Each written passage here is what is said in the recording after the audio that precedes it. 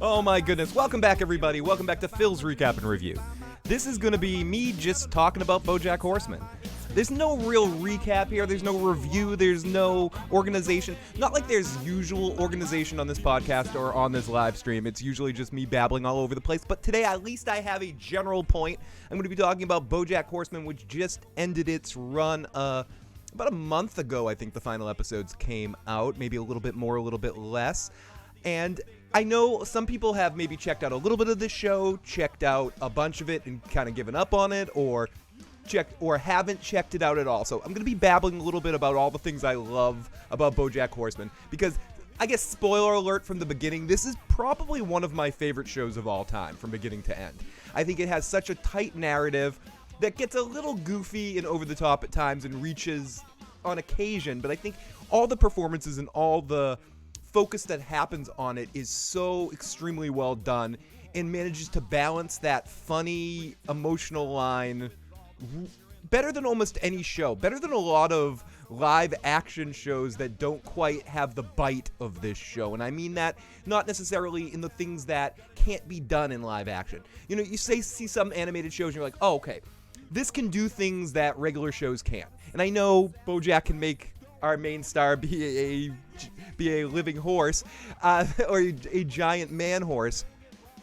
Man horse. Sounds like I said man whore. Well, that too. But within that, it's able to, just from the way that it's written or the way that it kind of fucks with or goes inside people's minds, and when you have different kinds of fucked up things about your own mind, this show kind of touches on each individual one of those and gives you a character to associate with.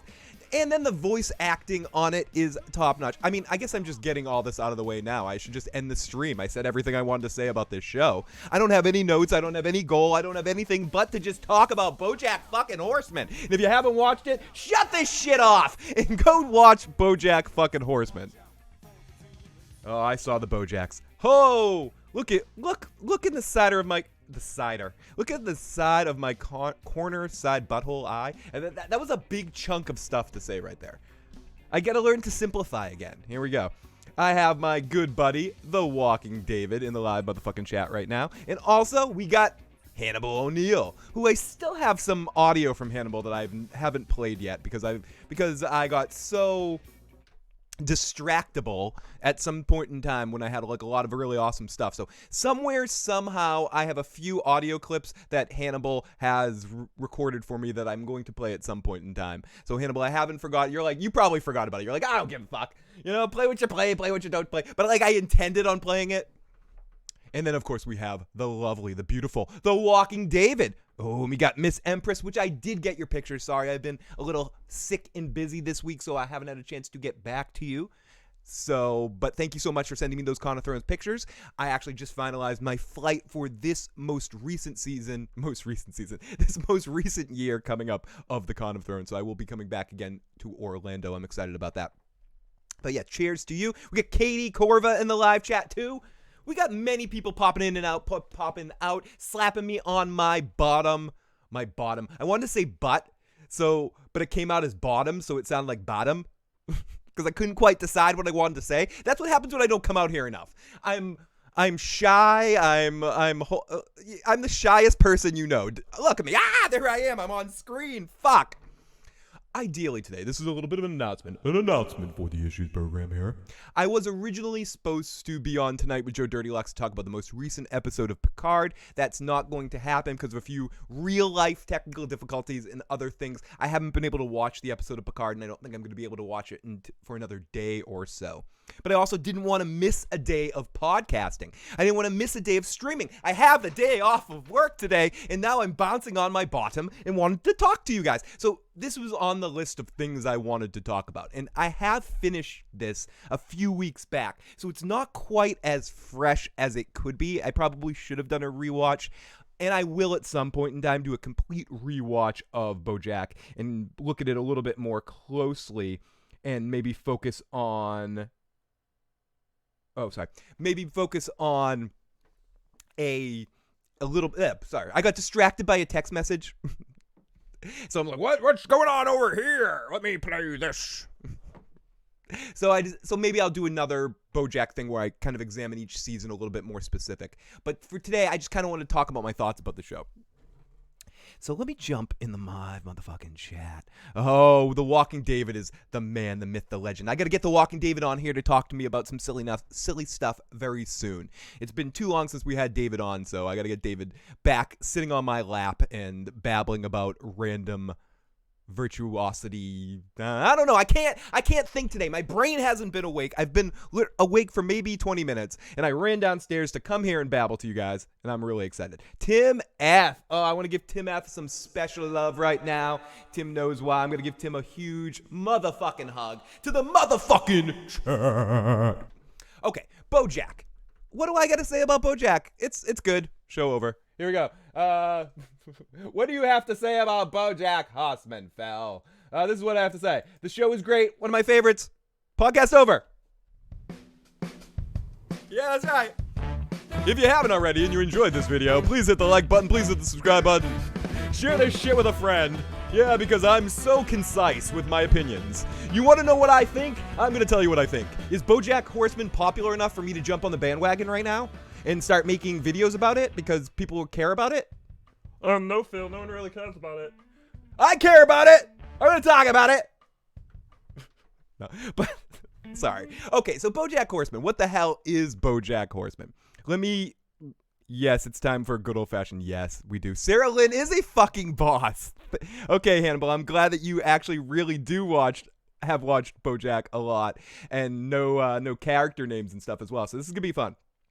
So Sarah Lynn is okay, let me get this out of the way. First of all, I need to make the chat big enough so I can read it. I'm a little I just jumped in here. I didn't properly prepare. I wanted to make sure I did this. A lot of times, if I want to stream, I won't stream because I'm like, oh, I got to print everything. I got to set up all the screens. I got to set this up. I got to make a thumbnail over here and blah, blah, blah over there. But, it doesn't really fucking matter. What matters is me sitting here babbling out there. This is therapy.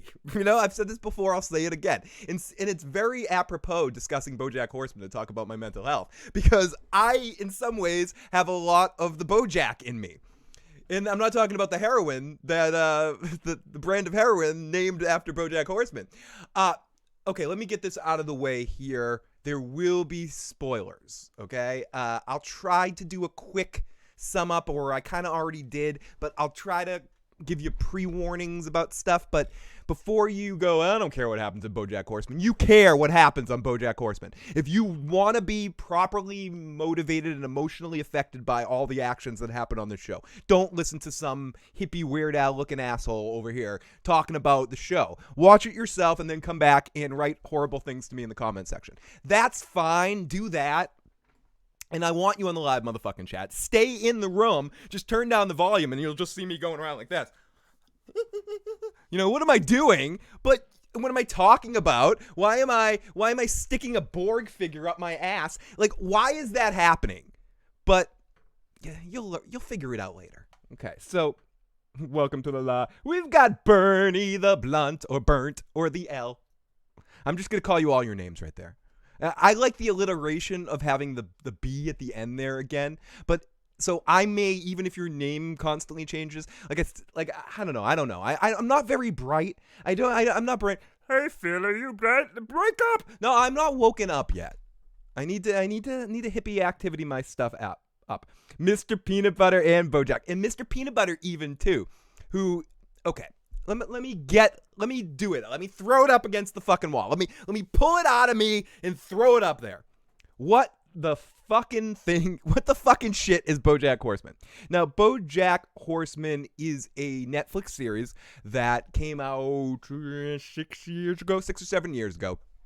The main actors or actresses are on it are Paul F. Tompkins, who does, and I might say the wrong names, but you guys might say the wrong names. Like, I might mispronounce these people's names if you haven't been with us for a while, and I haven't been with you for a while. It's easy to forget how much I mispronounce things. So Paul F. Tompkins plays Mr. Peanut Butter, and a lot of the characters do multiple voices. I don't have any of this written down in front of me. I don't have like IamADouchebag.com opened in front of me. All this is coming from my weird hippie memory, so I might miss people and I might miss characters that they play because each character does a couple of different voices on the show. And he isn't the star of the show. I'm kind of going through the sub-actors, the supporting actors, the sub-actors. What kind of an asshole am I? I'm a dom actor. You're a sub-actor. You small pot actor. I hope to be a sub-actor in one of David's movies one day. You know, that kind of thing. It doesn't change. Just Google Bernie the Blunt to my emails. I'm not in practice enough to be able to read comments and not laugh my ass off right now. But Paul F. Tompkins does the character of Mr. Peanut Butter. Mr. Peanut Butter is a hilarious character. He is constantly positive energy. He's a dog, and he acts like a dog. You know, they take the animal elements. It almost reminds me similar of like the Tick universe or some other universes that exist when everything is different, but no one really makes note of it. There's giant animals all around. I guess I should start with that. This is a world that is a comparison to the real world, but has obviously ridiculous things happening. But say, for instance, if Russell Crowe exists in this world, which I believe he does, he is an actual crow. He's a cousin of Katie Crow. We see a crow fly by and go, oh, that Russell Crowe's an asshole. You know, so, but it's ingrained in a very casual way. They make subtle jokes about that stuff. The airport's called Air Bud Airport. So it's like little things like that with the animal aspect of it. But for the most part, it just becomes the norm halfway through the first season. You just don't even think about the fact that there's giant animals around. But Mr. Peanut Butter, Paul F. Tompkins, is a dog, a golden retriever. Comes from the island of golden retrievers where everyone's like, okay.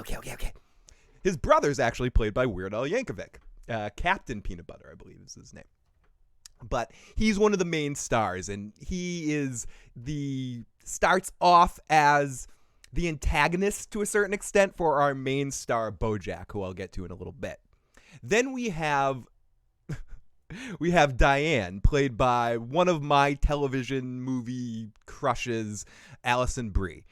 She does an excellent job in this character, being the focus of, okay, so Mr. Peanut Butter symbolizes, we can debate what each character symbolizes, what mental health condition, what kind of universe of ridiculosity that they're focusing on. Mr. Peanut Butter's universe of ridiculosity is, he's just all positive energy. Oh my God, he's so, oh God, everything's good. Oh. It's hard to explain in words that are going to make sense to humans, but inside my body, I know what I meant to say there. It was like, he's like, Diane is depression. She shows that, and it's done, especially towards the end of the series and the way her whole story arc concludes, done in an exceptionally awesome way. And she, in some ways, is a parallel to Bojack, who they never actually say, but is sort of a borderline condition. But we'll get to Bojack in a bit. So it's an interesting parallel to see the relationship between Diane and Bojack, especially towards the beginning of the series. And Alison Brie, similar to a lot of people in this show, even with their voice acting, gives one of the best performances of her entire career. And I love everything she's done, practically. I think Glow is probably her at her best. It takes all of her talents and puts it in one place. I think she was amazing on Community. I think in Mad Men, which was the first thing I saw her on, she's so reserved and not really herself. It's like she's trapped in a box. But this character allows her to really stretch some of her acting chops, and I think she does an excellent job as Diane. And maybe I'm just a little bit of a fanboy for her, but there's worse people to be fanboys for. Oh my God, Keith Olbermann does do a voice on the show. He does the newscaster voice, and he does an excellent job. I have to give Keith Olbermann credit. I think he got the taste for this from doing like basketball and doing a couple of other things where he had bit parts for doing voiceovers, and he really kind of owns that and gets into that and has a good time doing that, and he kills it. A lot of bit parts, and people can throw them out there in the live chat because they have they have people who have a guest stars. They have a whole arc that Jessica Biel is on, and they rag the fuck out of Jessica Biel, and she does her own voice. So usually they have the people that they're ragging on doing their own voice. And I've never been a huge Jessica Biel fan. I didn't really like Seventh Heaven and that movie with Freddie Prinze Jr. and her when they're in the baseball movie, whatever the fuck that crap is. I never really liked her career, and I never thought she was a talented actress or really did anything. I mean, I'm sure she's a lovely lady, and I'm sure her and she's still with Justin Timberlake. I don't know. I'm sure they have a lovely time together, and like she's a good-looking young lady. But like, I don't think she has any talent. I think she has like this much talent, and she just sucks. And I think everyone on Seventh Heaven fucking sucks, except for the mom and dad who are like horrible people. Or the dad is a horrible person, and the mother was in Star Trek. But whatever. Like I think that's a different story altogether. But anyways, she does her own voice on the show, and she rags on herself. And to me, I love that. I love when someone has a great sense of humor about themselves. It makes me appreciate them more, even regardless of talent, Or as Tony Soprano would say, irregardless of talent. Whatever. That was a horrible Tony Soprano. That was more in a Boston accent. How people in Boston would say, irregardless fucking talent, dude. She's got the fucking the boobs, dude. You know what I'm saying? But she rags on herself, and she does a really excellent job at it. And there's a couple of other people that do bit parts like that. I think a great example of that back with South Park was when George Clooney was on South Park playing himself, or would he play? He played like a turd or something, or one of the turkeys going gobble gobble, and then they put him in the movie, and he made fun of himself again as the ER part. So I think when people have a good sense of humor about themselves, no one has talent. I don't have talent. It's all in the eye of the beholder. Someone might think she's an amazingly talented actress and thought Seventh Heaven was deep, high art. I'm not gonna tell you it wasn't, right? But I think that movie with her and Freddie Prinze Jr. is a classic. I think it's the best baseball movie ever made. Did you see Shaggy in that from Scooby-Doo? He was great in that movie and Brittany Murphy was in that movie too, I believe. I'm blanking on the name of it, but that's going to bother me because I can't think of the fucking name of the stupid movie with Brian Dennehy and Freddie Prinze Jr. I can remember all the actors in the fucking thing. Isn't Fez in that movie too? It's fucking A. Like, Fez is a shortstop of that fucking movie. Oh, what the fuck am I talking about now? But yes, she's on the show and she's funny. Okay, so let me go. Diane is from Revere. Oh yeah, I forgot about that, Hannibal. That Diane's whole family are from Revere, and they do the whole Boston accent thing in all those episodes. But everyone's talking about but I have problems with the animation of the show. It stops me from watching it. Hey, honestly, I can't have arguments with you about that because there's some shows that I've had similar problems with. And I know some people might hear me talking about this and be like, I love this show even better than Bojack. Shut the fuck up, Phil. But that show, Big Heads on Netflix, I hear nothing but great things about that. Joe constantly tells me to watch that. And I can't because I don't like the animation. I just can't get past that. That being said, I think Bojack, if you get into it, because the narrative is strong and it deals with some real issues at times, I think you can kind of get past that, maybe. But it's hard to tell that to somebody because visual aspects of something mean a lot. I think the best example for me of a show that I hated the visual aspect and I kind of eventually got into it would be the Ninja Turtles show on Nickelodeon. Not the newer one, the CG one from 2012 or whatever it was. I fucking hated the way that looked. And then I'm such a Ninja Turtles fan. Watching it and the way they loved the material, it kind of won me over. But there's certain shows that just I've never been able to get into because I don't like the animation. So some anime stuff I'm like that with. I can't get past the fact that I don't like the way it looks, so I can't appreciate the art for what it is. And I think that's one of those things that's tough for me. It's similar with comedy. I can't tell you something's funny. I can say I think that George Carlin and Richard Pryor are the funniest stand-up comedians of all time, and Robin Williams. I think those three are the best. And then I put Eddie Murphy and Rodney Dangerfield in that next crew or something, and Dave Chappelle or Chris Rock, whatever. Like my point is, I can't tell you. Like, you might think that it's freaking George Carlin and freaking Mitch Hedberg, and like I can't tell you you're wrong because comedy is a subjective thing. I think visual style of something is another thing. What works for one person can completely not work for somebody else. Man of Steel, I can't stand the way that movie looks and feels, but I know some people that fucking love it. Like, I can't stand any of Zack Snyder's movies, even 300. I just can't dig the style, but I'm not going to say it's a shitty fucking movie because I can't get it, because I can't get my balls wrapped around it, but no one can tell me though, no one can say, listen, Phil, it's a good fucking movie. You have to fucking watch it and get past it. So I'm not going to say that to you, Bernie. Like, if you've tried it a couple times and you don't like the taste of the restaurant, like, don't force yourself to eat it, because then you're just going to throw up. You're going to find reasons to hate it, not reasons to like it. And I think that's how I am with things anyway. So I'm projecting, of course, because, what the fuck else does a guy doing a live stream by himself babbling do? I have to project. I have to project what you fucking think. And you think that, whatever. Okay. So Keith Olbermann is great. The golden retriever personality, yes.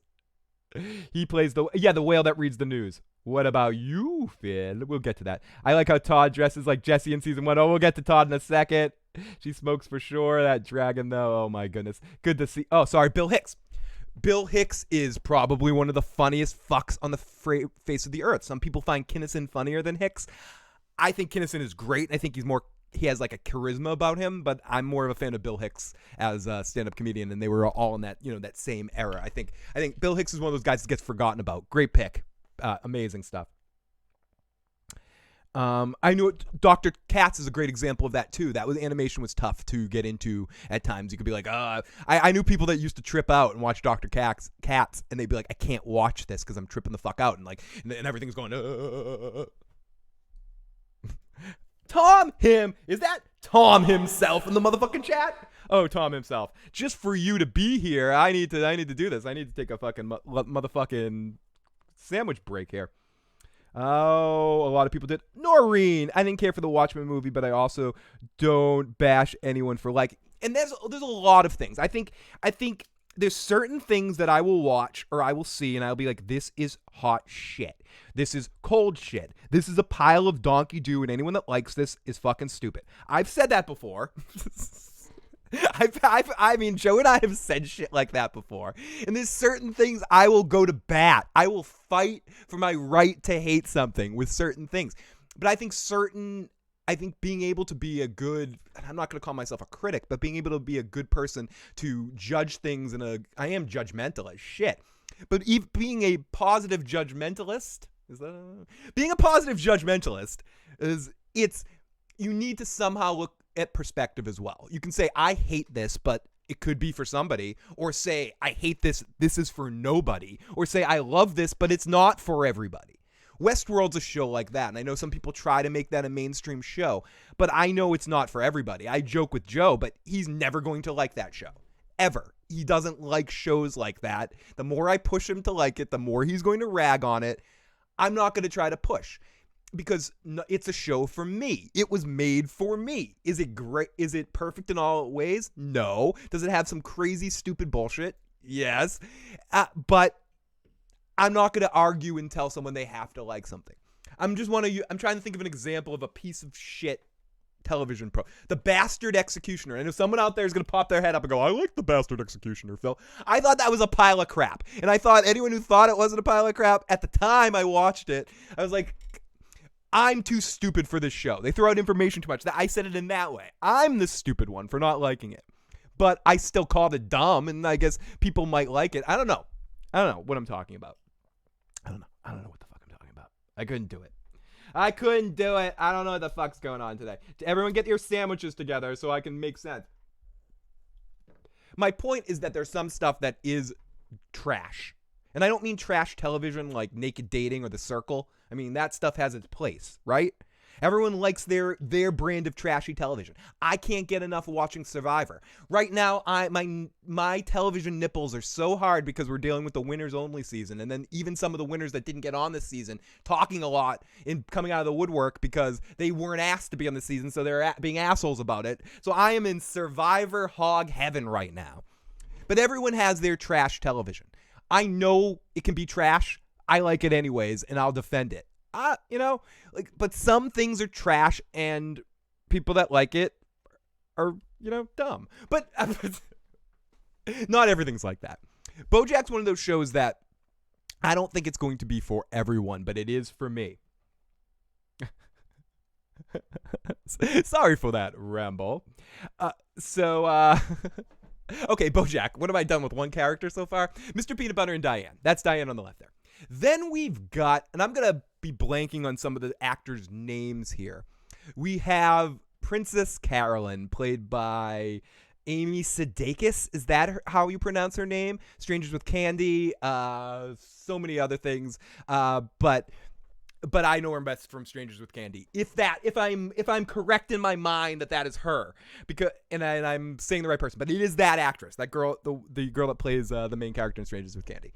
She is amazing on this show. She starts off with a character that isn't quite as important as she becomes, but she gives such a great performance that I don't know if it was always intended on, but by the end of the series, her arc is as important as Bojack's and Diane's, and we'll get to some of our other main characters in a second, and Mr. Peanut Butter's.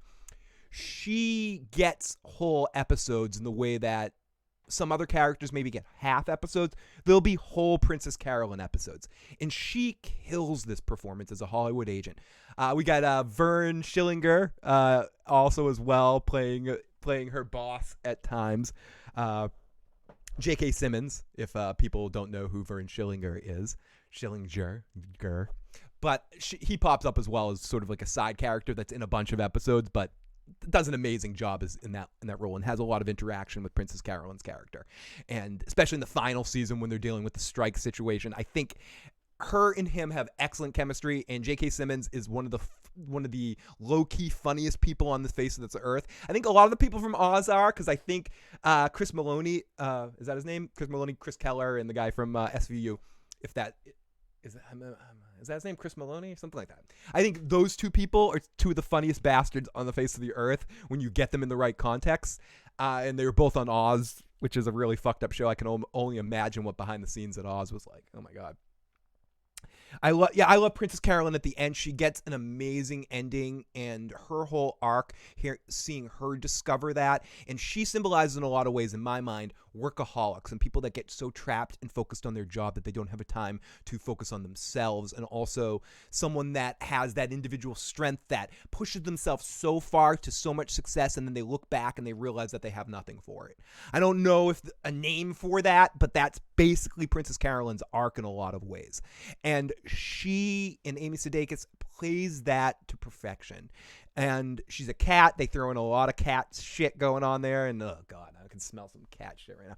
No, but they throw in a lot of cat shit, and it really works. She has a dynamic relationship with Bojack and a dynamic with him that no one else on the show quite does, because she had a romantic relationship with him for a long time and kind of helped him out and helped him through his journey in Hollywood as well. Yes, and Judah, played by Derek Bader, who I'm not sure if I'm pronouncing his name right, who is I know best from the Drew Carey show as one of Drew's buddies on the show, the one that isn't. I'm correct. It's Drew Carey. It's a Drew Carey show, right? The guy that isn't Ryan Stiles, the other guy, and he was also in Jay and Silent Bob Strikes Back and a lot of roles. He does an excellent job as Judah, like so reserved and in the character actor that usually plays hype, like he could play me in the movie version of Phil the Issues Guy, like he's energy kind of guy. The character of Judah is very reserved and laid back, and I love that performance that he brings to that, and I was excited to see him come back in that final season and see how his arc was complete as well. Oh, Holly Woo. No, isn't it Holly Woob now? Hannibal, it's been changed to Holly Woob. Yes, Hannibal. Holly Whoop. I watch sports and Jeopardy. I watch Jeopardy too. Go Ken Jennings for winning the Tournament of Champions championship battle. I'm a big Jeopardy fan. Hey Alexa, play Jeopardy. Diedrich. Okay, thank you, Noreen. Always, if you're in the live motherfucking chat, well, I am very much Ron Burgundy, so you can play with this as well. Type out phonetically, so idiot Phil can actually understand what I'm saying. Oh my goodness. The Circle. Joey Christopher, what his name won? Yeah, Joey won. Bernie, I was so into the stupid Circle that I went and watched the British version of it too, which was even better. The British version fucking rocked because it had a little less sex appeal to it and a little bit more focus on the fish, what do they call someone when you're faking being someone online? Why am I blanking on this thing? The something fish, whatever I fucking call it. Catfish, yes, Holly Woob by the end.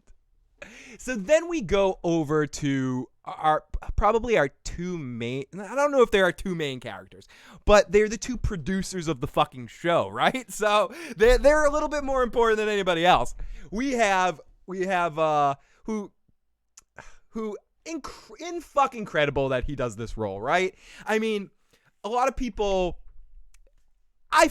How am I going to say this in a way that is as succinct and wonderful as possible? I fucking love Aaron Paul. First off, Aaron Paul is one of those people that is famous for a catchphrase, right? Not a catchphrase. He's famous for Breaking Bad, which was one of the, if not arguably one of the best television shows of all time. What's arguing with it? Better Call Saul? I mean, really, when we come down to it here, right? But whatever. I consider those two shows almost one big giant universe, even though they're different shows. So I don't want mom and dad fighting there, right? Okay, so let's say arguably one of the greatest shows of all time in Breaking Bad. But still within that, he's came out of it with a really great performance, but also in a sense, he came out of it with a catchphrase, with being that guy that has the Fonzie, hey, Nino, thank you very much. Like whatever, like a line people like to hear that people point at him and say said line, you monkey talk. Excuse me. Monkey burp. Excuse me.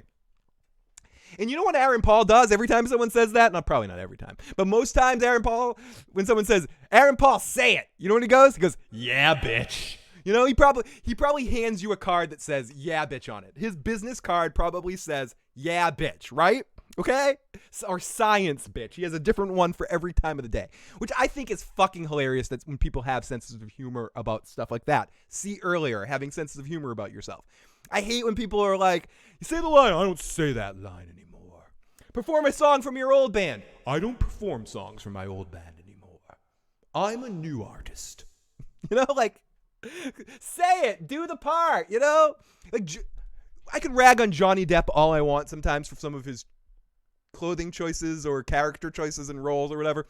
But what I love about Johnny Depp is he never has enough gas up his own ass to not show up for the 21 Jump Street reunion for a second to be like, hi guys, here I am. Or mention the fact that he was in Friday the Nightmare on Elm Street, getting eaten by a bed and ragging his performance. I'm just using him as an example, but someone that can kind of look. There's a lot of actors that they when they leave television, I'm never coming back to TV. I'll never do that again. I'm an actor now. You know, like, come on. Or you're past it, or they have a catchphrase that they do, and they're like, I won't say the catchphrase. I'm more than that. Yes, you're more than that. We all know you're more than that. But still, I want to hear Eddie Murphy say motherfucker. That's not his catchphrase, but I'm just using that as an example. So I like how Aaron Paul owns it. He loves it. He has a perspective on it that I'm a lucky ass motherfucker. People wish their whole careers to have moments like I had in Breaking Bad, and I can say yeah bitch to people. People come up to me and they go, hey, and I get to go, yeah bitch. You know, come on. You know, have some fucking perspective. And Aaron Paul has the perspective. So I love that about Aaron Paul. Plus, I think he's just a talented fuck. You know, look, did you see his Price is Right performance? It was incredible. But no, he was really awesome in The Price is Right. And awesome in El Camino when he's given his own life and his own performance to do. In a bigger role to dive in. He's going to be on this most recent season coming up of Westworld that's coming out soon. I am extremely excited for everything Aaron Paul. But within all of that, he plays Todd. He has time to produce a show like Bojack and play a character like Todd, who, yes, in fact, does wear Jesse Pinkman clothes. There are some referential Jesse Pinkman-ness to it at times. But Todd is one of the dumbest, most innocently dumb, ignorant, but still lucky characters ever established on a television show ever. I can't quite explain it. He's got this Inspector Gadgetness to him, by the way he stumbles into solutions to things. Always comes up with a crazy, ridiculous plan, and is asexual, and they milk that for all it's worth. Has a really weird dynamic relationship with so many other characters. His relationship by the end with Mr. Peanut Butter, their whole thing that happens somewhere in the middle of the series, is one of the most hilarious things on all of the series, because you get this dumb golden retriever like type character, and this character that comes up with some of the most stupid, ridiculous ideas, like you know what this world needs? It needs pooper scoopers, so we should buy all the snow shovels in the world because there's that much shit eventually, and if we buy all the snow shovels, we can scoop up all the shit. We scoop up all the shit, we'll do it all. And then Mr. Peanut Butter goes, that's a brilliant idea. I've got millions of dollars. Let's make it happen. And what happens between the two of them and how that all gets expressed is just, it's television gold. It's Ari Gold right there. It's beautiful stuff, and it's fun. It's really funny. Paul F. Tompkins does an amazing job of that role, and him and Aaron Paul work extremely well together. I also want to mention that Patton Oswalt is all over this show. If you're a Patton Oswalt fan, and I am, and I feel bad that he doesn't get enough work because he's a tough guy to cast. You know, he's a very specific kind of performer. But I think Patton Oswalt's a hilarious fucking guy, and he's similar to J.K. Simmons, is all littered over this fucking show. He's like cat litter all over this fucking show. I feel the same. Oh, for my friends, we did good to see the live motherfucking chat. When is Westworld coming back? I need a recap. Westworld will be back in March, and there's lots of recaps out there for people that will tell you what you need to hear about that stuff. But I will be talking about Westworld. Better Call Saul comes back next week, actually. So I theoretically will be live both Sunday and Monday evening next week talking about the first 2 episodes of the final season of not the second to last season of Better Call Saul, which I can't wait. Next week, Better Call Saul. And here and there, popping in a Picard. I had said I was talk about every episode, but it is the way the show's being framed right now. I kind of do want to talk about every episode if I have time, or pop in and talk about episodes, but I can't wait to talk about the whole season and see how this all comes together. But anyways, Patton Oswalt as the Penguin is hilarious and sad. See, Patton is the I don't follow him on Twitter, so I don't know. I only know about his performance ability. I do know there was something with Patton Oswalt with the Angry Video Game Nerd when he was all like, I don't want to go see a movie or something. So I remember him being a little douchey on Twitter. I've heard that before. But I still think he's a funny bastard when he's on screen, and I think he plays a certain him as that penguin on that show is fucking hilarious. But it's funny you say that about him on Twitter. Now that you say that, it kind of rang a bell with something he said about James Rolfe, who is one of my creative man crushes, is James Rolfe, the Angry Video Game Nerd. So, and I remember Patton Oswalt saying some shit about him, like, oh, how dare he have an opinion? He's just an internet personality, or something to that effect. So yeah, I'll take your word for that, but I don't actually follow Patton, so I don't know firsthand. Saw the Better Call Saul. I'm gonna give a huge spoiler. Fuck you, Hannibal. Hey DJ, great to see you in the live motherfucking chat this afternoon. Hope everyone that has it is enjoying their day off, or wherever you are, whatever you're doing. I'm glad to be out here to be able to babble to you guys. It hasn't been as often enough as I've wanted the last couple of months with some commitments, so it's great to be back out here. And I like it even better when I don't necessarily have something to have to read or talk, and it's just literally me sitting down and doing stream of consciousness for, how long have I been talking so far? Like 40 minutes so far, so yeah. Here we go. He's a complete tool. He can be funny and stuff, but awful in real life, I bet. Fair enough. And I like that you said that. I mean, whatever, like, I don't like to get too far down those roads because of specifically what you say, I think is the important thing. Can someone make me laugh? I try to disassociate real life personality from screen or television, or even the way someone writes a song. I could give a shit less what kind of person you are and what your opinions are, unless you're doing like something like this, you know, like where I'm listening to someone talk and really state their opinions or and if that's their gig, then it's directly associated. But I think in general, comedians or musicians or actors, I don't give a shit what they believe or what kind of people they are in real life. When it really comes down to it, personally, this is just for me, is do I like their art? I almost don't want to know them. I don't want to know about personality because I don't want to judge. I only want to judge their work on their work when it comes down to it. From this standpoint of like talking about the performance and stuff. Like if I want to talk about someone being a toolbox, I'll talk about them being a toolbox outside of that. But when it comes to performance, so I appreciate what you're saying there, that some people are probably prick face ass fucks, but they are really good performers. You know, like I don't care if Jimmy Page pissed in my face. I would still love his Led Zeppelin. I was like, he's a fucking disgusting asshole, but I'm still going to listen to Black Dog, you know? Exactly. Separate the art from the artist. It's a tough thing to do all the time, but it's something I try to do because I think I think in some ways you can deny yourself. I mean, there's a certain level. If you found out that freaking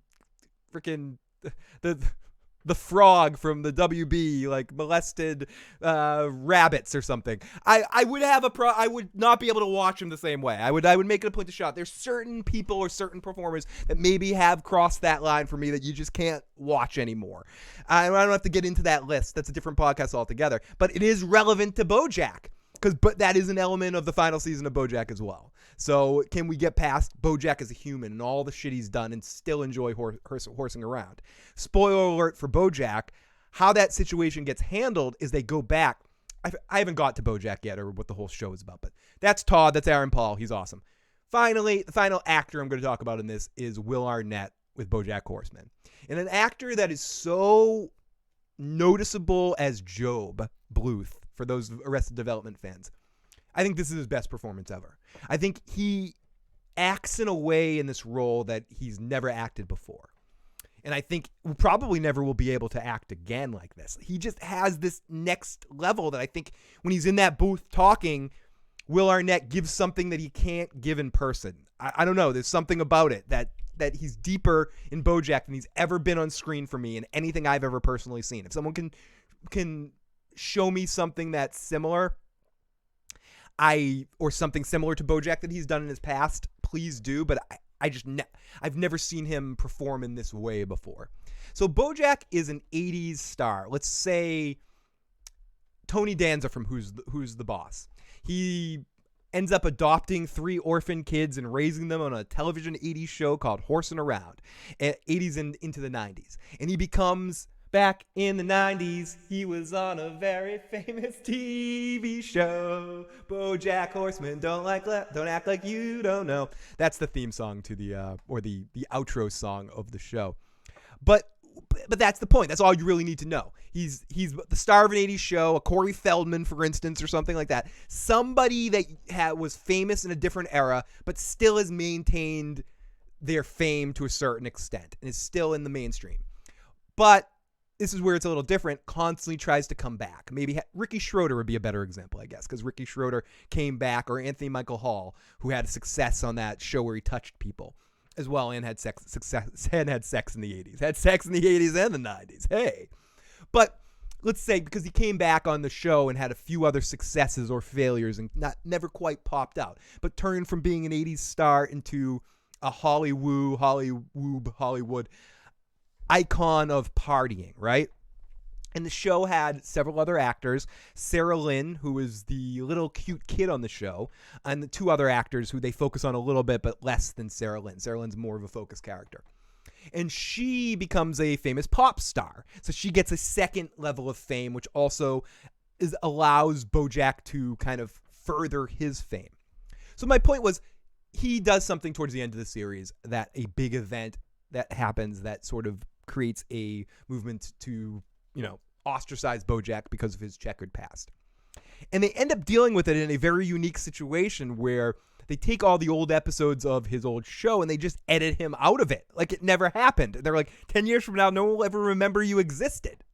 It's very interesting and very, very, very, very interesting remark on what we were just talking about separating the artist from the art and when you can't do that anymore. So Bojack's adventures through the series are finding art, being artist, discovering the meaning of his own life, his dealings with his mother, and dealings with all sorts of other relationships of all the other characters I mentioned, and how that how we see him use people, how we see him manipulate people, how we see him.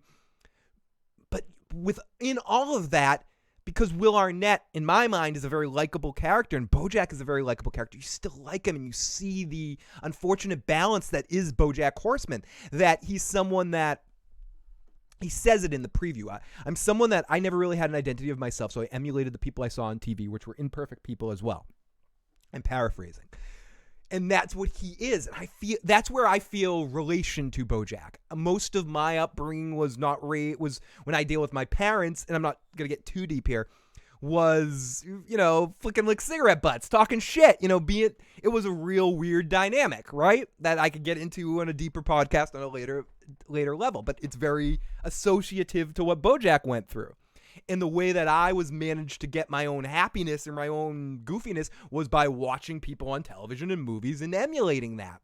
Recording on my little Fisher-Price tape recorder and creating these radio shows where I'm talking to myself, creating characters. Hi, everybody, I'm Phil. I'm Phil. Like all that stupid shit that I do sometimes, right? Or when I'm just sitting here having like a random consciousness, I would do that for hours and hours and hours and emulate the people I wanted to be. I listened to talk radio and I'd want to be like, this is what I got to do. Yeah. Those things made you sane, but I'm emulating imperfect people and I'm not learning lessons. You're just doing that. So you're just finding ways to keep treading water. And part of that is associated with borderline and thinking that the whole world and everything's about you. And so there's so much of Bojack and his arc and his journey that I can relate to. I'm not as, I don't have fame. I don't have fortune. I don't have all of that, but there's some of the personal dynamics in his relationship with his parents and how that all manifests. I can relate to exorbitantly to the point of where Bojack's mother, who really wronged him in a lot of ways and was verbally and mentally and really kind of tortured him throughout his life. Again, I'm not saying this in a feel bad for me way, but just in an associated way, something I can definitely relate to in my situation with my mom. And his mother, I believe, on the show gets Alzheimer's, and he has to deal with that whole dynamic of, do you make her pay for what she did when she can't even remember, or is this enough? My mother had a really severe stroke and developed vascular dementia, and her personality completely disappeared, and she became almost childlike in her innocence till she could, only say one or two words. But it was difficult for me as I was sort of dealing with my crap to be like, should I be mad at her? Can I be mad at her right now? Or is she suffering enough? So again, that stuff gets dealt with a lot, really heavy on Bojack in the second to last season. And I was there for it all, and then how you go up and down with addiction and struggles, and everything about Bojack's journey was relatable, understandable, and over the top and hilarious at times too. And that is why I think Will Arnett deserves all kinds of awards for this part, and I think deserves all kinds of accolades for this performance, which I think is probably the performance of his career, at least up until now for me. So, I hate to say it, but I agree with Phil on this one. Same thing. It's hard. It's hard. I like American Beauty. It's a good movie. You can't not say it's a good movie. You can't. Bojack and Lego Batman are my favorite roles for Will Arnett. It's interesting that both of those are voiceover parts too, right? He's also the host of a new Lego competition show on Fox that I haven't watched yet, but I'm actually looking forward to watching it. And I think he's great on The Gong Show. But I think two of his best performances from an acting standpoint are Lego Batman and Bojack. They're the only two roles of him that I don't see Job in. And I know part of that's a visual aspect, but I think it's his mannerisms, the way his body moves, more than it is just that he's the same guy that plays Job Gob Bluth. Because I think the way he moves, it would be it's like me with acting. I can change my performance, but if anyone who saw me on stage in my play that I was in, if you saw me in another play, I'm still doing my own mannerisms. Just go, there's Phil again. There's Andy Raleigh again. It's not going to be, hey, there's another person.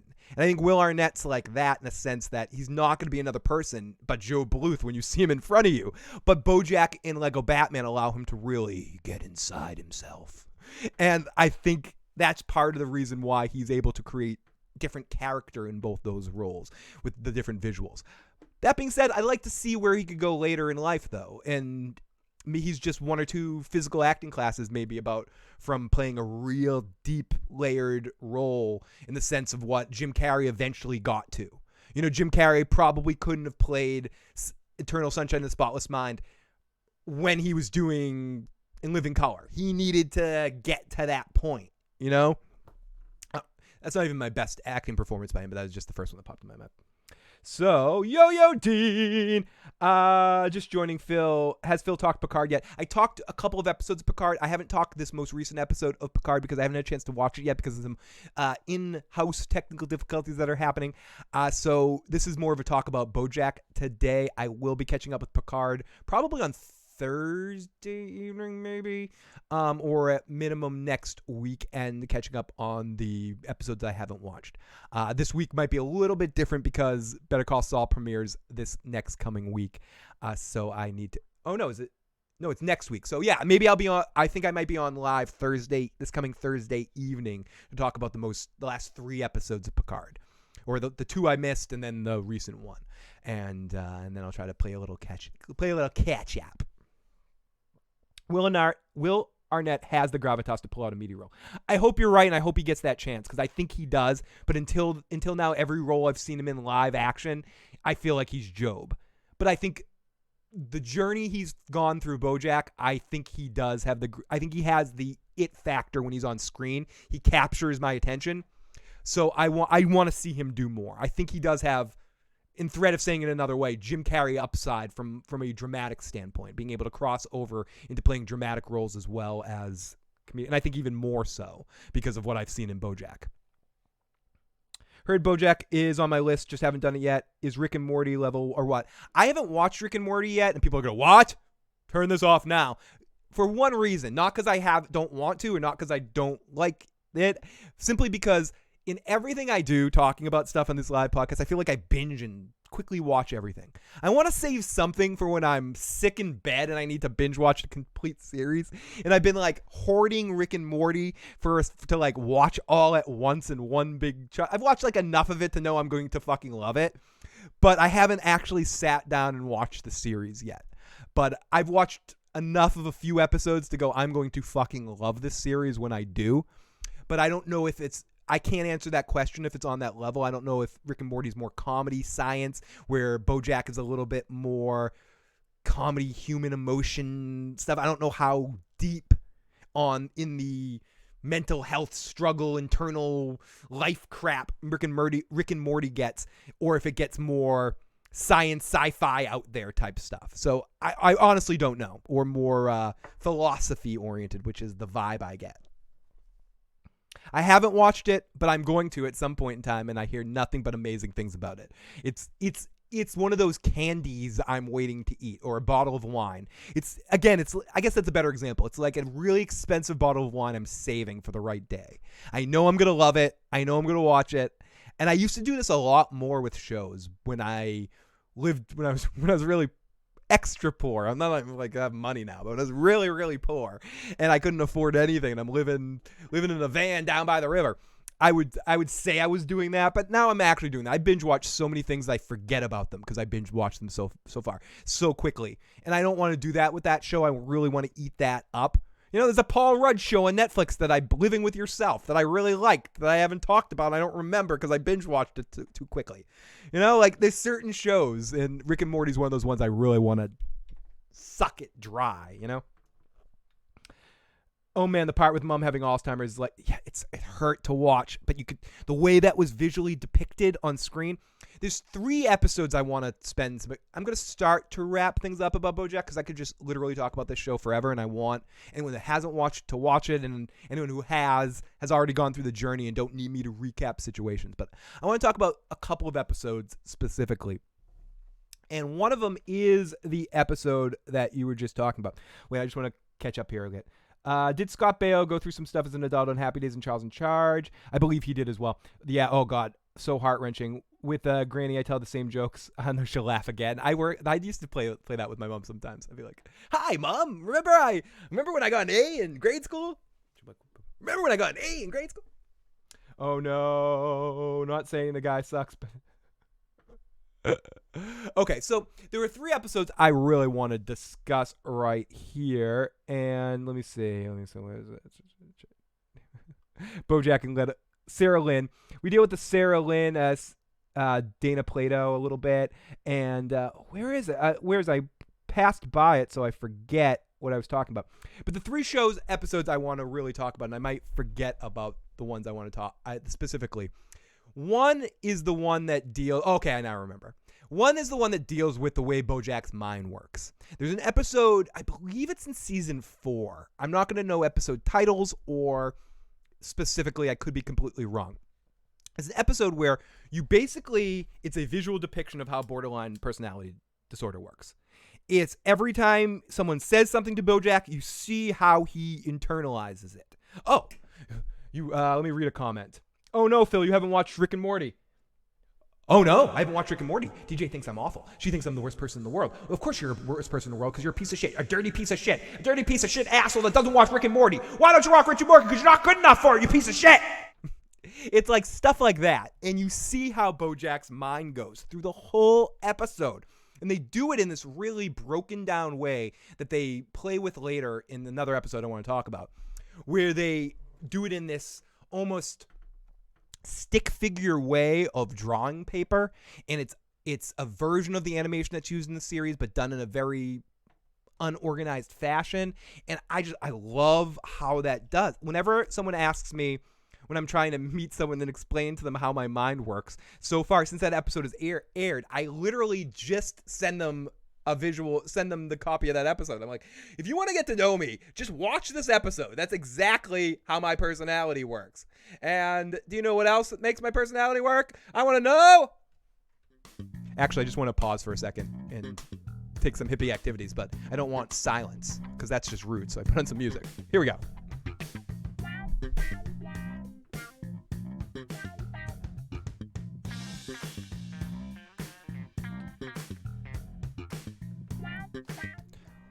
Love you, Bernie. Thank you for popping on in, and I don't want to spoil too much of it for you, but thank you so much for jumping in, and you will see me more. I'm going to be on like twice next week. Or talking about Better Call Saul a lot more, and eventually I have to catch up on Vikings, and Joe and I will be talking about The Walking Disaster, so we'll be on a lot more soon. I'm just got to get my rhythm again here.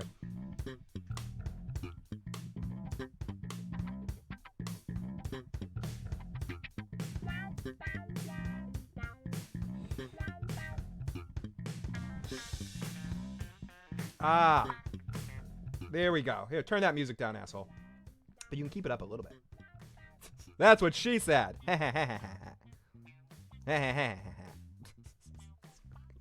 Okay, Bojack Horseman. So the next episode I kind of want to talk about is similar in that fashion, that it's used in a way to dictate how Bojack's mother's losing her mind. In the way that episode, I think it's in the most recent season, not the most recent season, the season before. And his mother, I don't know the actress's name, but I've seen her in tons of things.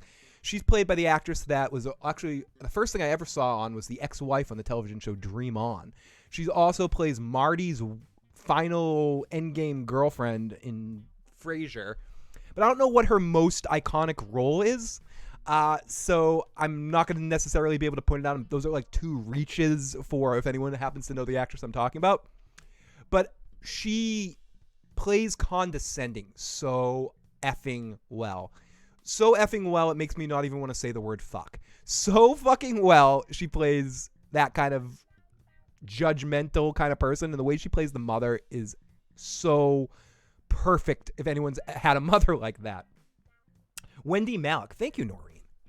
Wendy Malick is, again, one of these people, and I've talked about this a lot on this series, sneaky talents that they're just lucky to have. J.K. Simmons is another one I mentioned him, Patton Oswalt. A couple of other ones pop up that I'm just not mentioning because I'm not thinking about them. If I looked at the cast list, I would just shout it out. But Wendy Malick, she plays condescending so damn effing well. And she kills it in the role of Bojack's mother. In a sense of all the elements that she plays her. She plays her at a lot of different times in her life, a lot of different ways, whether it be when she was younger and a little bit more innocent. And Bojack does this too. Who also plays the voice. Will Arnett plays the voice of his father as well, and a couple of other family members. And the subtle difference that he puts to his voice to play his father versus him is greater, the young version of himself. They do really well with that. But Wendy Malick gives the performance in second to last season episode when she's losing her mind that I can't talk about it right now without getting goosebumps all over my body. And I put on the camera again right now because my face is getting, like, I'm feeling it all over because it's my deepest fear. Partly, again, I'm not saying this for sympathy or anything or empathy or whatever. Partly because of the way I saw what happened to my mother. As much as, you know, there are horrible ways to go, and I get out a list of them. I could do a whole podcast, and I'm going to do that at some point when we get a little older. We don't want to die. But losing your mind, to me, is the worst. I mean, having seen that and having had... I grew up in a house with two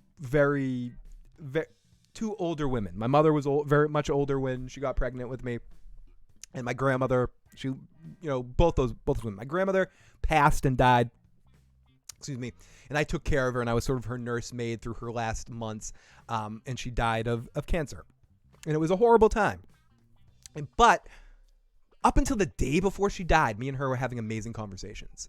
And she appreciated having me as that, you know, someone that was her, you know, to have these kind of discussions with her. We talk history, we talk movies, we talk TV, whatever. We had a great dynamic relationship right until the end. You know, maybe it was easier for me, but still, and she even said this, I love having my mind, not like Aunt Gert who lost her mind, you know? She liked having her brain be fresh, you know, right down into the end, into her last day. Seeing it with my mom, on the other hand, who had a stroke and then for 7 years was fading and losing her mind until finally her body just, you know, her brain gave up on the body and stuff. It's like, oh, fucking shit, dude. Like, that is the fear, right? That is you guys find me, live motherfucking chat, find me, take me out back and, you know, like old Yeller me there, right? But, like, it's just tough. And then being one of my fears, right? And then seeing that depicted on screen in the way it did, and the way Wendy Malick played that, and losing her mind, the way it was all seeing pieces disappear, broke up. It was so fucking well done and so horrifying that I was having nightmares for a week after that shit. You know, it felt deep. It felt real. And there's a lot of moments like that on BoJack, right? There's a lot of ridiculous moments that you might see on a show like Drawn Together or like South Park at its silliness, right? At its silliest, or Futurama at its silliest. Like, you might see that kind of humor on BoJack at times, right? But it couples it with this depth, this human tragedy, even though you're not dealing with humans, you're dealing with horses. And then the associations with the horses and with and what kind of people the horses symbolize and what kind of people the dogs symbolize. Stupid little funny aspect on it, right? There's Diane at the end of the series, and I'll go back to talking about the deep stuff in a second, but one really funny aspect, just to give you an example of what kind of humor the show uses. In the final season, Diane starts dating a guy, right? Or actually a buffalo, but starts dating a buffalo. Moves to Chicago to see him, and he invites her over to watch the football game, right? And she's like, "Oh, the football game, it's not the baby humans." And then they flash over to the mascot, which is a giant baby human drinking poison. And she's like, "Humans don't do that." And he's like, "Do they?" So they have like a weird perspective that all the other, like, I'm not even giving that justice in the humor and the way it's depicted, but it's done in a really funny way where you just see this like stupid baby like, "I'm gonna drink the poison," you know, like, and then she's like, "Is that what animals really think about humans?" You know, like, it's funny, it's well done. But his name is actually Guy. Yeah, the guy's name is Guy. Thank you, DJ. Oh, it's some 70s porn music going on right now. When she said, Noreen, I can't even say the word Henrietta. Like, Henrietta. And then you just hear the voice fall apart. Henrietta.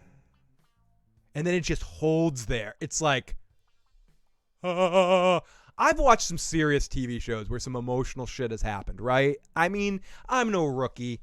You guys have listened to me talk for years here. Some of you for 5 minutes and shut it off. I mean, whatever.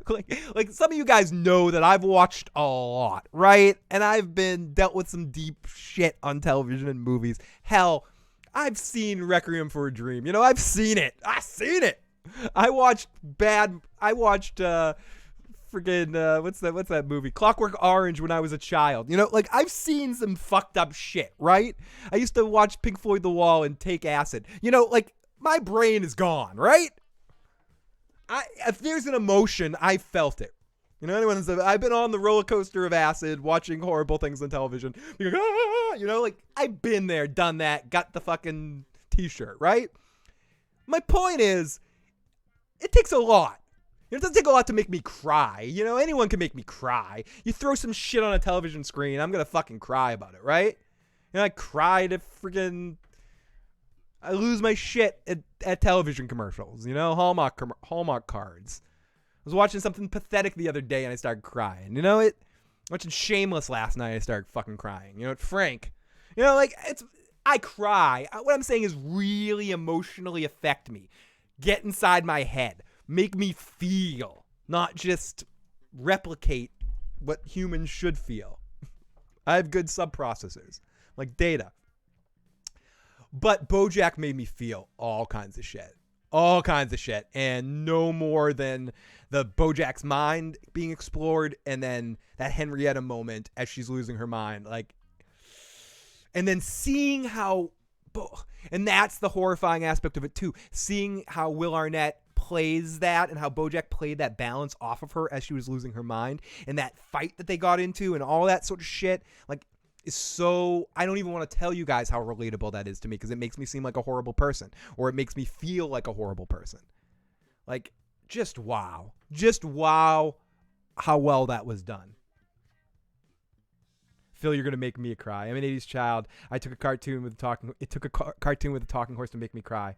I hardly cry. It kind of sucks. Hello, great to see you, Nicola. Great to see you, Jordy the Jedi. I love you, Jordy the Jedi.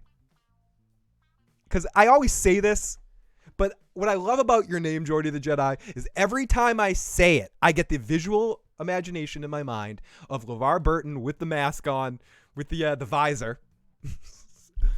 Holding a double-sided lightsaber and killing opponents with technobabble. It's just it all flashes immediately in my mind every time I see the name Jordy the Jedi. It's a beautiful thing. What is going on in here with this friggin' see, I wanted to have this up so I can have the motherfucking chat on the screen, but there's something weird happening with my thing going on here. My thing is weird right now. So we'll go back to this one. Now that theme song is in my head. Jordy the Jedi. And I love how, a side note about the song, back in the 90s, we were on a very famous TV show. I believe that's the same band that performs the song at the beginning, Arms Wide Open, which is the song that's played in the first episode and the last episode of Weeds, which always makes me cry for some reason. In some way, some days last longer than others, but this day may have something way too fast. However, there's something about the phrasing in that song that is haunting and kind of makes me feel extra emotional. Music has a habit of doing that. But my point of all of this discussion is the way Bojack grabs me. It's like what Noreen was saying there. It takes a show about a giant talking horse with an alcoholic talking horse to break me down like I only get broken down in therapy. I mean, and that show does that to me. Again, not for everybody. Not everyone's going to have... Some people are going to watch it and view it all as a dark comedy. They're not going to view it in this kind of way at all. And that's fine. But I can only explain. That's why I wrote this video as talking about Bojack, because I'm not reviewing this. I'm not recapping this. I'm just kind of talking about how much this show means to me and how much it has so much real life association. So I make all those associations, and watching and again, I'm not trying to say this to elicit fucking emotion.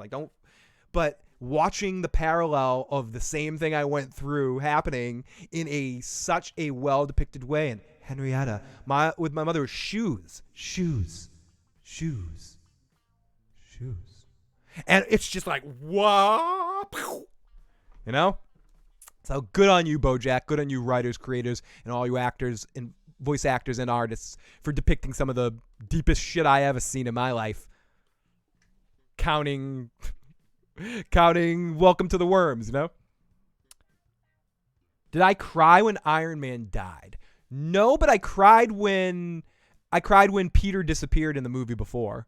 Mr. Stark? Mr. Stark? Mr. Stark? No, Mr. Stark! Like, that part, I cried my fucking ass off. Speaking of Peter and Iron Man, if you haven't watched it, definitely check out the Back to the Future lip syncing thing that Robert Downey Jr. and Tom Holland did. It's really done exceptionally well. Yes, unexpectedly great. Oh, Caxa, great to see you in the live chat. I haven't seen you in a long time, buddy. Yeah, unexpectedly deep.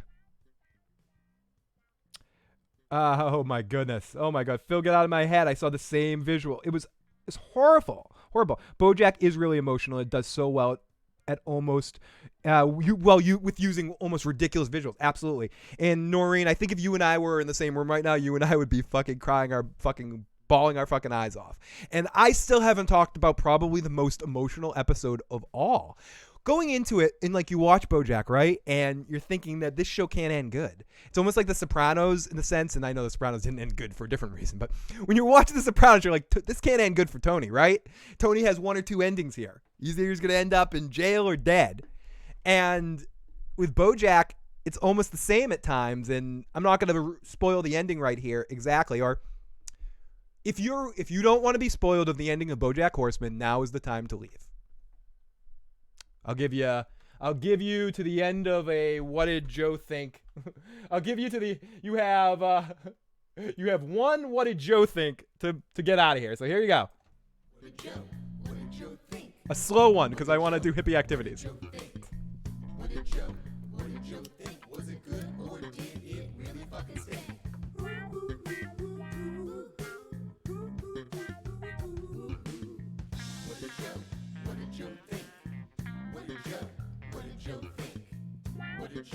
What did Joe think? Was it alright or did it drive him to drink?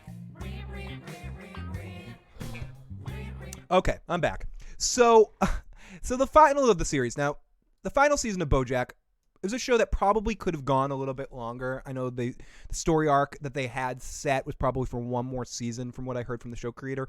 But they really did kind of pack a lot in the final season, in the final half. They separated the final season into two halves, and what I like is that they didn't separate it from too much time. They gave us the first, I believe, around October, maybe it was November, and then the second half around January. So in the first half, you deal with a lot less Bojack. They kind of wrap up a lot of other storylines in the first half. The second half is a lot more Bojack-centric. But it all wraps up with Bojack does something in an earlier season. You see him go visit an ex-girlfriend. I forget it exactly how it all works, so I'm paraphrasing a little bit here. And he ends up she's married, and he ends up making friends with her daughter, and they don't actually hook up. The daughter throws herself at Bojack, but instead of hooking up, he takes her to the prom, and he gets a bunch of her friends shit-faced drunk, and one of the kids that he gets shit-faced drunk starts having alcohol poisoning, and he brings them to the hospital, throws them in the hospital, and takes off. And you never think anything of it, right? Years later on the show, Bojack ends up tracking down a long-lost sister that is a certain dynamic of the show. And after dealing with some other events, like, and again, this is all spoilers, like the death of Sarah Lynn and dealing with those emotional reactions, because I believe that's the first half is dealing with the fallout for the death of Sarah Lynn is the first half of season 6. So you deal at the end of all of that.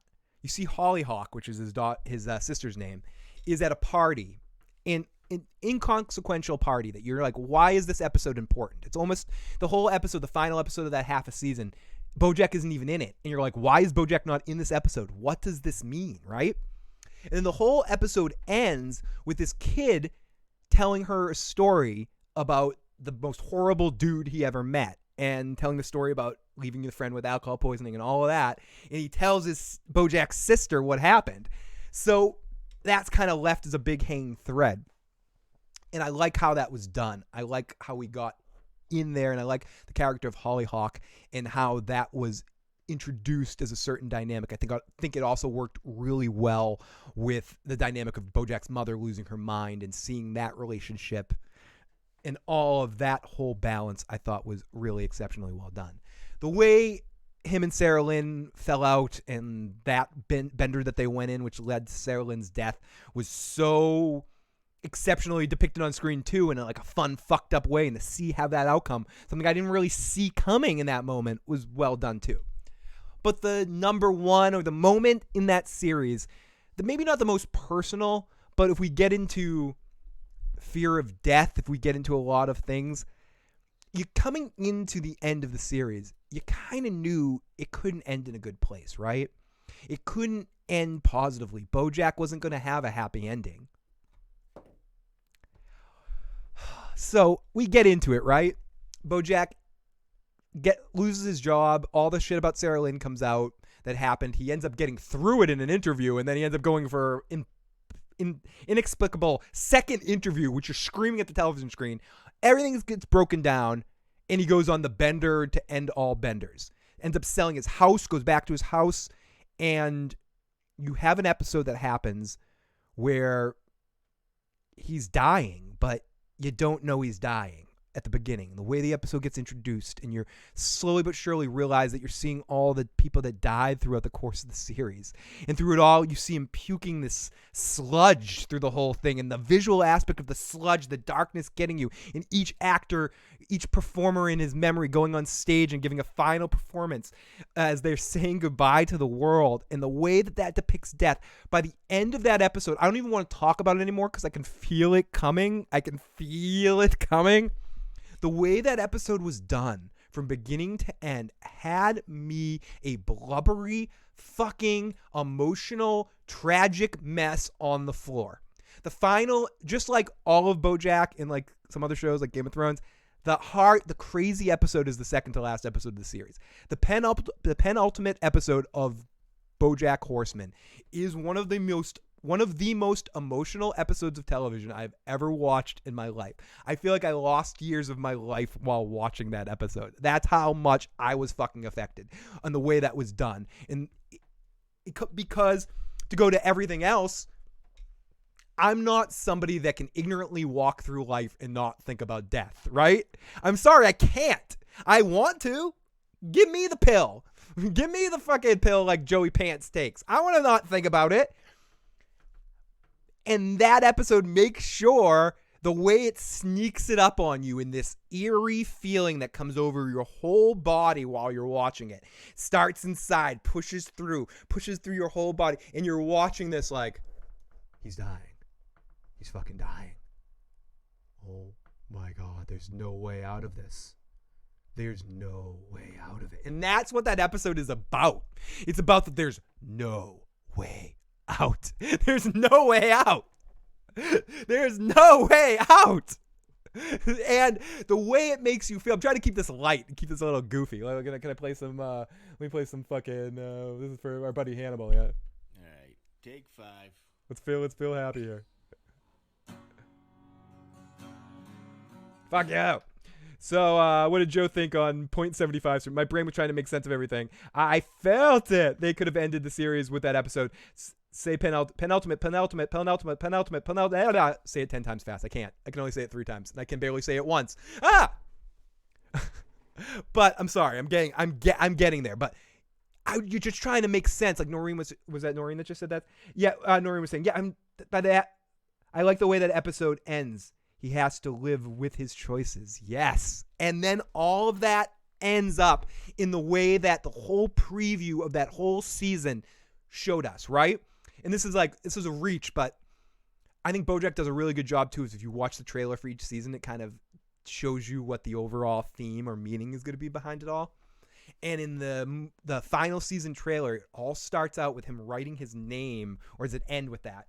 writing his name on a whiteboard in Sharpie and then trying to erase it at the end, because you can't erase your mistakes. You're going to have to live with that your whole life, everything you've done. You can change all you want. People can change, but the things you did don't. And the people you affected by those actions when you were fucked up, or when you were too nice, or when you were whatever, when you were a different person, it can be good or bad. But when you were a different person, those choices and those things you made and the people you interacted with, they still know that. They still live those moments. You can't just say, fuck it, that didn't matter, I'm going to the next thing. You can't fucking do that. You can't. You can change. You can be a better person, affect new people in a different way, act like an asshole. I just want to be clear that it could be the other way around, too. You could be like, I was too nice and I need to be more of an asshole. But whatever, either way, you can take those things and change and move on to the next thing. But you can't erase what you've done. And Bojack, by dying in that moment, it would have been an easy out for him.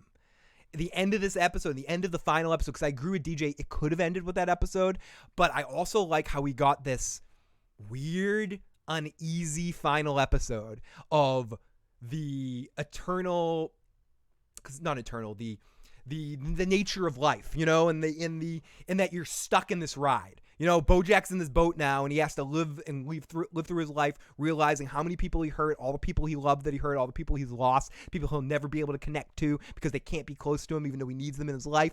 And that moment with him and Diane sitting on that roof right there just says everything you need to know about how, because in that final season, he goes to prison. He goes to... He almost dies. He loses all his friends and gets them back on some levels, right? Loses his house, loses his life, loses everything, loses his career, loses his legacy in that final season, in the way they take him out of every episode of Horsing Around. He accepts the payoff for that. Like, everything he loses, he has to live with that. He has to walk every day in those motherfucking horseshoes. Sorry, I add motherfucker because I'm trying to make this less deep. But you can't help it when talking about Bojack Horseman. And I love it, right? Like, because that's it. You go through these tragic things in life. You go through these choices, these moments, these things that happen beyond your control, right? Sometimes ludicrous shit slapping you across the fucking face. Some of it your fault. Some of it is your fault. Some of it might not be your fault and just perpetuates because of your personality, or perpetuates because of actions you've done, or just because of the nature of life. And some things get viewed as your fault because of perspective. Not everyone deals with these things, but most people deal with some version of this, right? And then you change, you grow, maybe you don't, maybe you stay the same, and time goes, and time heals all things except for these crazy eyes. But you get through it all, but you still wear it, right? It's still there. You can't help it, and you still gotta go the fuck on, and you still gotta keep moving, and you're still sitting there with nothing. What is the meaning of life? What is it? Is it nothing? Is it happiness? Is it art? Is it creation? Is it love? Is it not? Or is it nothing? Again, is it the nothing? Is it to die? Is it to solve the problem? Who knows? I didn't know this was going to be a philosophical class here. Should we bring out some Kant and talk about the nature of that? Bring out some Milton and some Kant. But I don't know. I didn't mean to get there, but I think Bojack deals with those existential... I can't say that word, but you know the word I'm trying to say. Deals with those issues, in a sense, I think better than anyone can, or as well as anyone can, I should say. Because you don't have answers to those questions. And it ends in a way that isn't conclusive. And isn't, I think, leaving itself open for more. I think it's leaving itself in an end fashion, but life goes on. Similar to, not similar, but completely different, but Star Trek Next Generation. I'm just talking about Picard lately, so I'm thinking about Next Generation, where the final shot, pulling up from that poker table, Picard saying, I should have been closer to you all. Thinking about the times lost. You always were invited. But he'll never have the closeness with his crew in a personal level that they all have with each other, because he didn't allow himself to get that, not until much later. And then maybe he connected with Data in those years. But I don't know, I'm talking about Picard. But yes, so Bojack Horseman, That's how I feel about it. Great show. Creepy shave ponytail, Uncle Phil are rambling for about a horse. I screamed at the end of the episode. Ultimately, everyone drink. We all have issues. You do the hokey pokey. You turn yourself around. And that's what it's all about. You put your left foot in, you put your left foot out. You put your left foot in, and then you shake it all about. You do the hokey pokey, and you turn yourself around. That's what it's all about. Huh! Everybody, oh no. Hello, my brain. 0000001. Everybody. Oh shit. Thank you so much for joining me for this discussion, this rant, this talk about Bojack motherfucking Horseman. People that are watching this live might be the only ones who watch this. I mean, I'm gonna definitely post this as a video, but I didn't like monetize this video. Or not monetize. I didn't set up this video properly with tags and talking about it. So if you like this discussion of Bojack Horseman and you know someone else that likes the show, please share this video because I need help. I will need help to get this out here, get this out to people watching this because I didn't properly do what I needed to do because I wanted to get out here and not be bogged down with the details. So if anyone that likes this or knows about Bojack and wants to talk about Bojack some more, please share this video around and comment in the comment section and keep the discussion going. If you have any, I think those episodes I talked about on Bojack, I think I'd like to go back and at least do breakdowns of those episodes individually later. And as I said, maybe go back and talk about each season with a focus on 1 or 2 episodes. Because I do want to do a rewatch. I might wait 6 months to a year to do it, but this will not be the last time I talk about Bojack Horseman. I will be revisiting the series and revisiting episodes of it. The Christmas special is really fucking awesome too. Very funny. I like anything horsing around. I like when we get to see more horsing around. I'm Bender Rodriguez. Bending Rodriguez, is that his name? I can't wait to do the hokey pokey. Everyone, you guys got issues. Yeah, sorry about this half an hour. Oh no! Now that I have to play the loop again because I didn't do everything I wanted to do there. You fucking asshole. Oh, but yes. Also, I will try to be back this week on Thursday evening to talk about the most recent episode of Picard and the last 2 episodes previous to that as well. But at minimum, the next time you will see me will be on Sunday evening at probably like 11 p.m. I'm thinking it's going to be at. But you will see me at Sunday evening at 11 p.m. to talk about the premiere of the new season of Better Call Saul. I don't know if Joe Dirty Locks will be with me that evening. I have to touch base with him. Him and Katie are both very sick at the moment. Otherwise, he would have been with me this afternoon as well. But hopefully, Joe will be joining me for either night 1 or night 2 of the Better Call Saul premiere weekend. Beginning of the week. But if you haven't already and you enjoyed this podcast, please hit the like button. Please hit the subscribe button. As I mentioned, share with a friend. Tell me, you got something you want me to do? Send me a message at IGotIssuesMan@gmail.com or tweet me at IGotIssuesMan or find me on Facebook, Phil's Recap and Review, or Phil the Issues Guy. You can find our audio cast, which I haven't been updating recently, so this is the best place to listen to the podcast if you want. But you can find us on Podbean and all that sort of stuff. If you want to join our Patreon, we still have that, and I do try to give you guys individual little lens videos here and there and talk to you, but I do appreciate all the help and all the love that our patrons give us. It means so much to me. I love all you guys, and I will be back very soon for more silly discussions and podcasts. It's always amazing to spend the afternoon with you guys, and I love no Picard tonight. No Picard review this evening. Sorry, this was in lieu of the Picard review. I'll be on Thursday and then next Monday and Sunday. Sunday and Monday. Okay, here we go. Yes. And now the show has ended. This after show announcement is to remind you that no, there will not be a Captain Picard. There will not be a Captain Picard stream tonight. Boo, Phil, you suck! I know. But that's why I wanted to make sure I was out here this afternoon to do some babblery to you, because I didn't want to go another week without talking. I love you guys, and I will be back on Thursday night to talk about everyone's favorite captain and his Romulan friends. Oh, that being said, the most recent episode is directed by Jonathan Frakes. I can't wait to watch it, and I think Frakes understands Star Trek in a way that a lot of people don't from a directing standpoint, and now this will be the 3rd most recent Star Trek show that he's done a directorial thing on. Not I mean, he's done. I don't know if he's directed Voyager. I know he's directed an episode of Deep Space Nine, and I know he also directed an episode of Discovery or two of Discovery, and also a couple of episodes of The Orville, and now doing an episode of Picard. I'm very excited for that. And I've loved every episode of Picard so far that I've watched up to this point. I have not watched the most recent episode 4, but the third one I enjoyed a lot as well, moving the story along, and I can't wait to talk about it.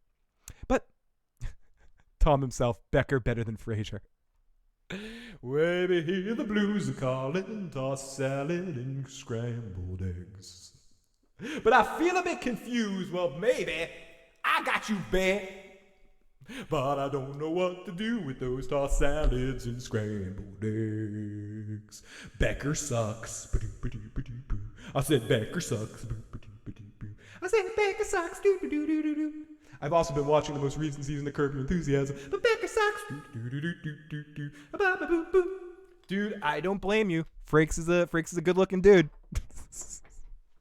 I wouldn't deny you, and he still looks great. He just looks older. He still looks generally the same, but Frakes has that soap opera actor good looks and stuff. I like Jonathan Frakes. I think he's one of those people that he truly embraces his Star Trek. Like, he lives and breathes Star Trek. He was lucky they liked him and they brought him on, and seeing how much he embraces it. He embraces it in a way that not all the members of his particular cast do, in the sense Patrick Stewart does, but he also, stays at arm's length.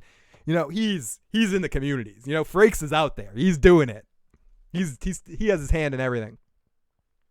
Oh yeah, Curb is so good. I've been loving the season of Curb so far. Larry's bite is back. I didn't love the season before this, season 9, but season 10 so far has been like home run after home run for Curb for me. It's just some hilarious fucking shit's been happening on that show. It made me think of it because of Ted Danson. Like, Ted Danson and his relationship, the dynamic that him and Ted Danson have on that show is really fucking great. And them arguing is comedy life to me right now. Seeing Ted Danson fucking Larry David's ex-wife, it's just that whole dynamic of their relationship, and the way Larry is living for the enjoyment of fucking with Ted Danson in his relationship. It's really well done. Oh, I'm still going, David. I'm ending now though. Oh yeah, and Bernie, that whole situation too, and not really having any stand, just having it be as a funny joke in there. It's just I like all of that. I love all of that, and I think Curb is kicking ass and is going to go out on top here in this final season. If this is the energy it brings to the end of the season, I'm glad that they did this final one, because I feel like last season, it not being in a different location and some of the vibe, the way it looked, was a little different than Curb. I just think this season feels more like the energy of the previous seasons of Curb Your Enthusiasm. I don't know if that makes sense, and I'm not saying anything against last season. I think it had some funny moments, but I think this season again finally feels like Curb Your Enthusiasm again. I don't know if that makes sense to anybody. So yeah. Okay. So here we go. Season 8 was amazing. The Season 8 was amazing too. I agree. I think seasons 1 through 8 are amazing. Season 9 I think is okay, and I think season 10 so far has been really amazing. My favorite might be the Seinfeld season, just because of I think seeing Larry actually play George for even 5 seconds on screen, I thought was something I've been waiting for since I started watching Curb, and I think seeing him and Jerry interact more on television screen was really fun for me. Was kind of just it was just something I never thought I'd get to see. I never thought Jerry would be that much on the show, and anytime you can have Julia Louis-Dreyfus on my television screen, that's enough for me. And Jason Alexander kills it every time he shows up in Curb Your Enthusiasm. Every interaction Jason Alexander and Larry David have on Curb Your Enthusiasm is some of the funniest shit ever on television, because Jerry, confusing, a lot of names, and I'm Jason Alexander, his disdain, his interactions with Larry David for the character of George is just so hilarious, and then the way Larry David is so offended by the fact that the way Jason Alexander views George as a loser, a wimp, like a piece of shit, a lying piece of shit wimp. Like, it's just funny seeing their dynamics. And when they work on things together, there's certain episodes where they're like back and forth at a table, going back and forth. Like, seeing the two of them interact is, again, comedy life for me. But I'm very much enjoying the season of Curb. I think the timing's back, the bite to it's back that I think was a little gone in last season, and I think the locations and where it is, you're getting enough Leon, who is one of the funniest characters on the screen. Richard Lewis is there, which reminds me more of early seasons, and Jeff Green or Jeff and why am I blanking on that actor's name? Jeff is more of a central figure again this season, where it seems like they're focusing more on some of the originals again, which I like. So, Tom, I love your questions. Are they going to kill off Funkhauser? They mentioned him in the last episode. Like, I wonder if they have to, right? And they have to do it in a really funny way, because knowing Super Dave Osborne, like, they all know him, and I'm blanking on his Epstein or Einstein or something. Something Einstein. Knowing him the way that Bob Einstein, the way they all know him, I think he would want himself to go out in a really funny way on screen. So I bet they do something with him by the end of the season. They did mention him in last week's episode, though. So I do, and I heard Larry David in an interview mention that they would deal with that. So I bet they have him die in a plane crash or saving people, or like there's gonna be some or trying to steal someone's food, or like there'll be some funny thing to deal with the Marty's death, I believe. Yeah, they've mentioned him a couple. Yeah, JB Smooth. JB Smooth. He's a hilarious guy. He was great even on freaking Ninja Turtles, doing one of the voices of a fucking Bebop and Rocksteady. Am I right? Did he do one of the voices of Bebop and Rocksteady?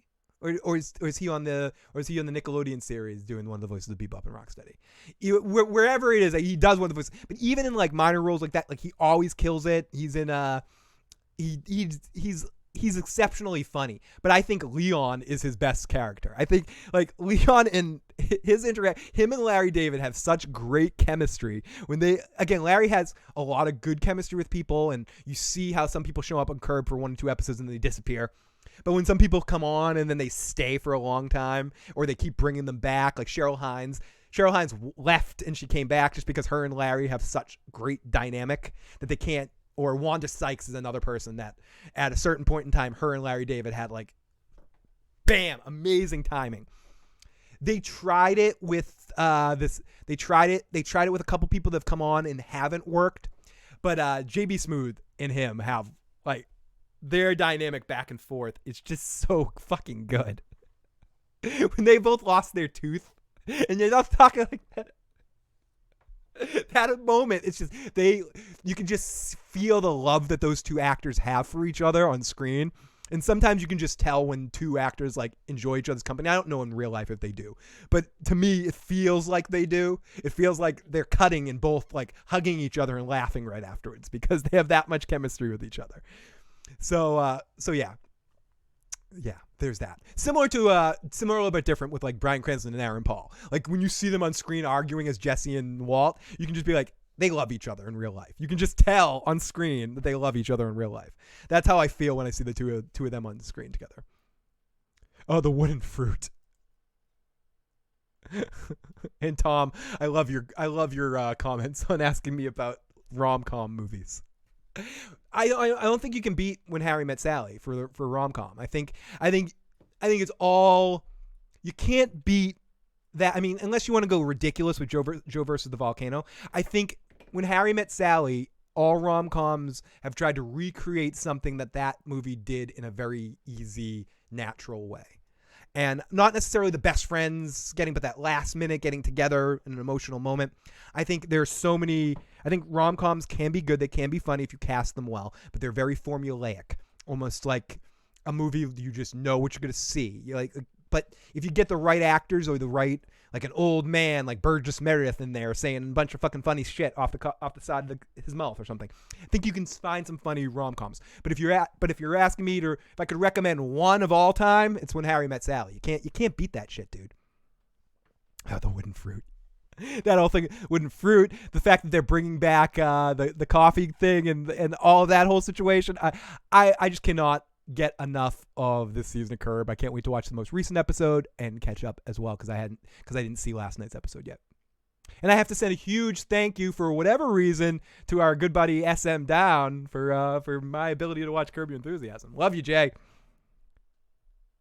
Even Susie Larry chemistry is great. She loves it. Yeah, and that's the thing too. I think Susie is on her game this season. I think there are moments where I'm not gonna say she mails it in, but they mail in her and Larry's reaction where she's not in the whole season, and they flashed her at a dinner and she's going, "Fuck you, you cocksucker," like something like that. They're actually using Susie again this season, which I like. This is perfect. Don't look it up. Nothing but a pedestrian. 2004. Go watch it, thinking it's a rom-com. I will. Sorry, I was reading your earlier comments and just grouping you into in troll mode right now. But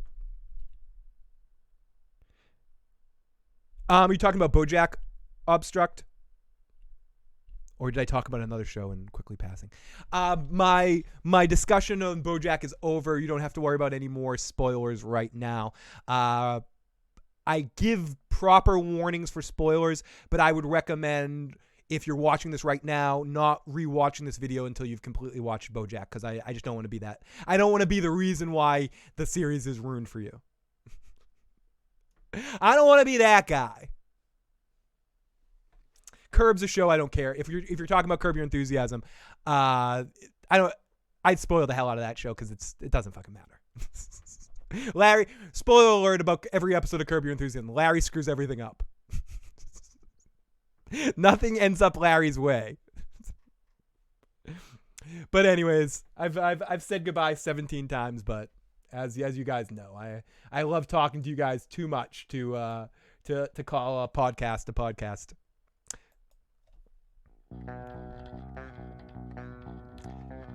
This is the song that Issues was this is the first theme song for my radio show, my old radio show. Welcome, everyone. Welcome to WMWM 91.7. Hi, I'm Phil. This is the Phil Show.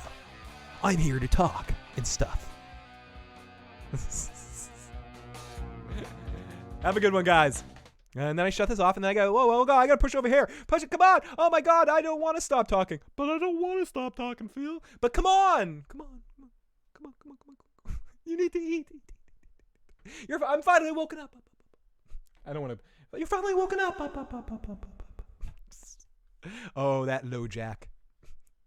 I love you guys. Thank you so much. Bernie, Tom, Obstruct, From, great to see you. Tom himself, and everyone that popped on in here. Walking David, love you, buddy. Bernie, Jordy, CL, Noreen, love you guys. Thank you, everybody. Talk to you next time.